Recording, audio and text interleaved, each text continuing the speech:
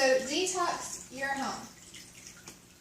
Alright, so when trying to live a healthy lifestyle by eating right and exercising, sometimes the last area we may think to change is our cleaning products and our personal care products. We pay a lot of attention to what we put in our mouths, read food labels and see how much sugar and fat and whole grains are in our food products. So why not pay attention to what we put on our skin?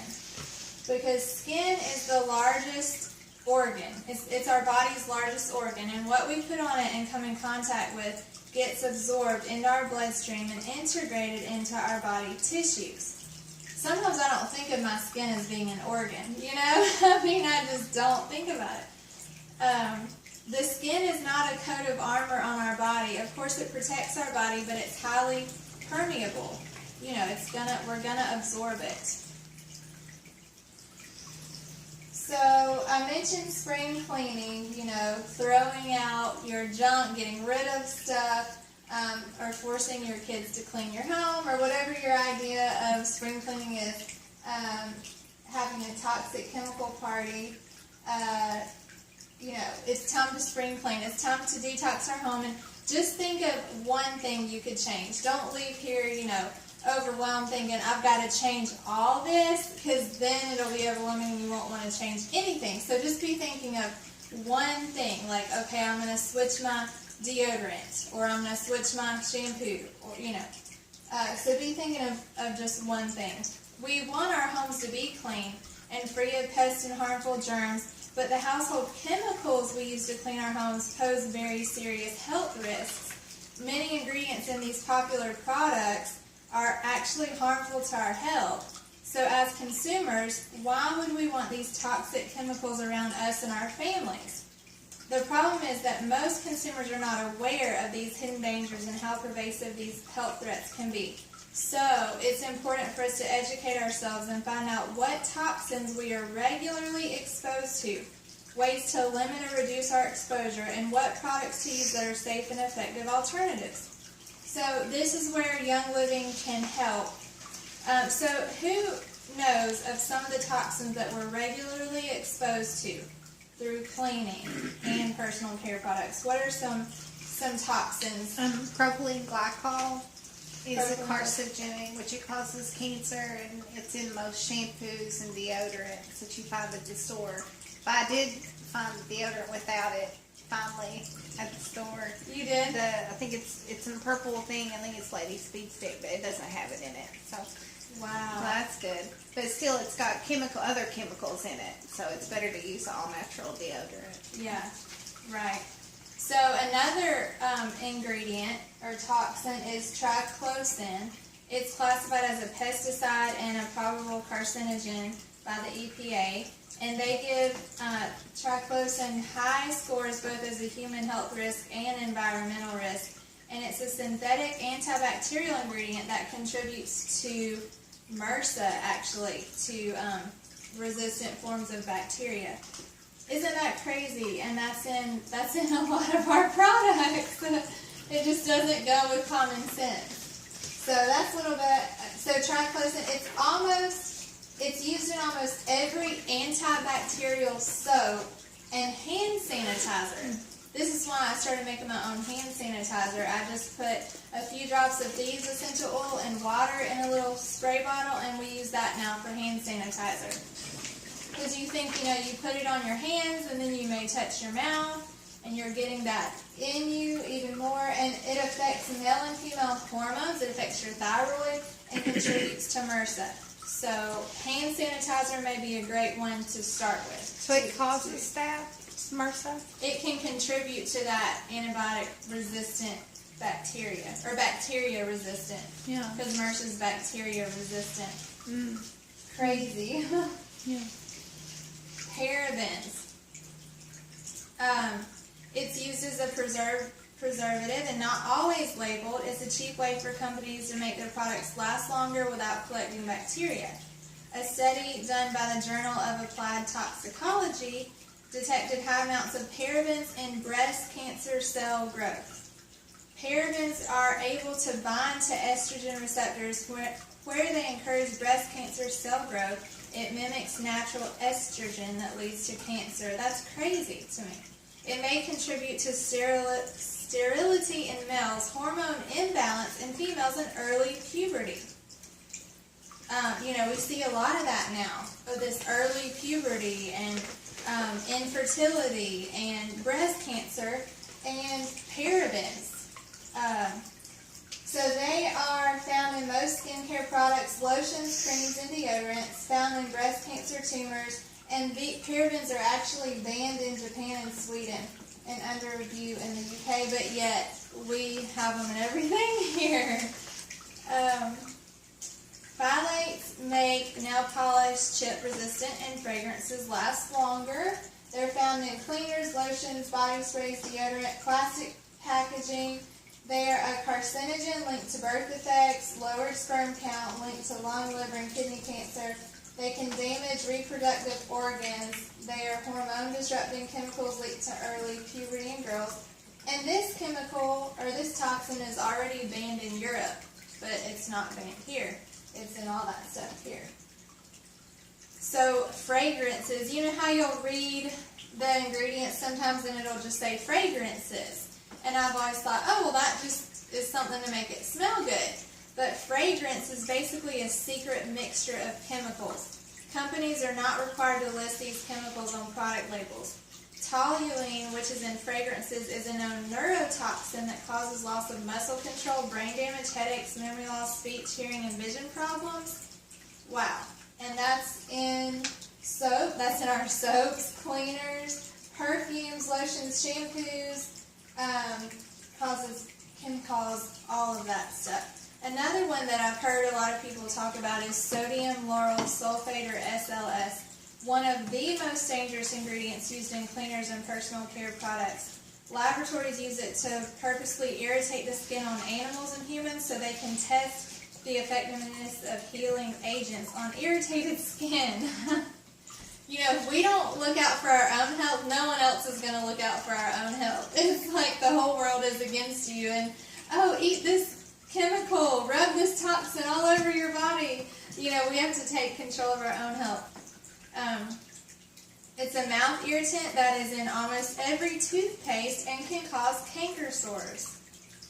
I had a canker sore a few months ago for the first time, and that thing was so painful. I didn't even know what it was. I found out, and oh my word, I couldn't hardly eat. It was just so painful. And then I found out how to get rid of it is the tea tree oil, the melaleuca. I just put it on there, and that got rid of it, thankfully. So those aren't any fun. So, top 9 reasons to avoid sodium lauryl sulfate. It's corrosive, it's a pollutant and irritant, can cause mouth ulcers, it's a pesticide, can cause eye damage, and it breaks down the skin's protective barrier, bringing other chemicals deeper into the body. So it's doing the total opposite of what we want the essential oils to do in healing the body and helping the body heal. And that brought up something that I actually read recently too, that to be careful whenever you're putting your essential oils on, and maybe you have one of your regular perfume lotions or something on, because where that essential oil can absorb into your bloodstream and everything, it can be taking that whatever lotion, those toxins or whatever that might be in that product, and absorb it into your skin as well. So you have to be careful what other products you might have on your skin when you put those on. And that can cause people to have a rash. So, some people have said, I put my essential oils on and then I broke out in a rash, or I broke out in hives. It was probably because they were covered in chemical-filled body lotion, then put the oils on top. And, yeah, exactly what you said. So be careful. You want to make sure you're putting the essential oil on clean skin with no chemicals in it already. That's a good point. So another one is propylene glycol. It prevents deodorant from drying out, and it's the main ingredient in antifreeze. The EPA considers propylene glycol so toxic that they require gloves and goggles when disposing of and burying it, but yet we have it in our shampoo, so when we're in the hot shower and all the steam opens up your pores, and then you're putting that in your body, but yet they use goggles and stuff. That's why natural shampoo and lotion and deodorant is so important. It's linked to kidney damage. How many people do you know with kidney damage? I know several, a couple, 3 people I can think of. It's linked to liver disease. I know someone who died of liver issues. Dermatitis, it can damage cell membranes, rashes, dry skin, surface damage, all from a chemical that's in our shampoo. We think we're cleaning our hair, and yet it's putting that chemical in your open pores. So mouthwash products with an alcohol content of over 25% are linked to cancer of the mouth, tongue, and throat. So most mouthwashes have higher alcohol content than most alcoholic beverages. Can you believe that? That's funny. So my husband still uses this bad mouthwash, okay? And I use this Thieves mouthwash, and I really like it. And you can put a capful, or you can put half a cap of the mouthwash and then dilute it with water, because it is like cinnamon clove. It's kind of strong, so some people don't like the taste of it. Okay, well, I have been using this for a while, and yesterday my husband had, I guess, used this bad Listerine or whatever. He had just rinsed his mouth out, and then he kissed me, and it set my mouth on fire. I was like, oh, what is it? I said, is that your mouthwash? I said, it's literally, my lips are numb, like I'm burning. I said, what in the world? Because I'm so used to using this safe, natural one. And that one was just like, whoa. So, and after I just went to the dentist yesterday. I used this for 6 months, or 3 to 6 months, and the Thieves toothpaste. And usually every time I went to the dentist, I had cavities. He was like, you have 2 cavities, you have 3 cavities. Okay, now we need to do a root canal. Well, I went Friday, and he didn't say I had any cavities. And I was like, thank the Lord, and thank the Thieves mouthwash and the Thieves toothpaste, and even the Thieves floss. I was so happy. So that's a favorite of mine. I still need to talk to my husband and just switching to that one. So metals. All right. Lead, aluminum. Most deodorants have aluminum, in the deodorant. Women with breast cancer have higher levels of these metals. Aluminum prevents your skin from sweating. So, we like to not sweat, but sweating is actually your body's way of detoxing and just detoxing. So you don't want to smell. So deodorant, like I'm trying to figure out a good recipe. I've been trying for a month now to find a good deodorant recipe. And what I learned yesterday through trial and error and reading is that melaleuca, the tea tree oil, you want to put that in your do-it-yourself deodorant to prevent the odor. And then you can add like joy oil or geranium or, something that you like the smell of. Whichever oil you like the smell of, but make sure you have the tea tree oil so that it won't stink, And you may have to use it twice a day. Instead of normal deodorant, you'd wear it in the morning and it would be good all day. So that one you may have to play around with, because everybody's body chemistry is a little different with and also what you eat can make body odor worse or better. So all of that ties together. Alright, so a lot of the products that we use, they're not even required to list all the ingredients. Like it'll say fragrances, but it doesn't tell you fragrances are chemicals. Not all green products are equal. So green meaning natural. Like my friend bought a shampoo, and she showed me, and it said, all natural, and it looked like a really healthy, clean, chemical-free shampoo. She was like, is this one safe to use? And it took me forever to find the ingredients. The ingredients were like hidden on the side because it had all this, no parabens, no this, no that. and I finally found the ingredients and it was still bad. Like it still had chemicals, so you have to really pay attention to labels because we are living in a chemical world. So it's amazing that all these toxins and chemicals and many more that were not listed are present in the products that are designed to protect us, you know, to keep us from smelling bad, to make us smell good, the perfume, the shampoo, to clean our hair.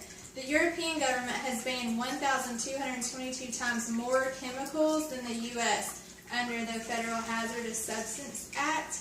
Household cleaners are the only household products for which manufacturers are not required to list all ingredients. And it's a crazy, sad number how many children die every day from ingesting their parents' chemical-filled toxic house cleaning products that'll be under the sink, you know, under the kitchen sink or whatever. And that's why they say, you know, put your cleaning supplies up high. You know, growing up, everybody would tell me, put your cleaning products up high so your kids can't reach them. Well, now I use the all-natural stuff, so even if they were to drink it, it's not going to hurt them because it's the thieves' oil. So most people, alright, so certain ingredients like fragrances are considered trade secrets, and government regulations are designed to protect that information. The power of large companies, well-funded government lobbying efforts have allowed them to avoid legislation, often hiding behind the principle of trade secrets. Most people assume the government oversees the multi-billion-dollar household cleaning products industry, but the reality is it's largely unregulated. That's why I feel safer, you know, making my own. Knowing, okay, here's the ingredients, this is what I'm putting in it with water, and that's what's in it. 3,000 top-selling chemicals in the U.S., only 7% have a full set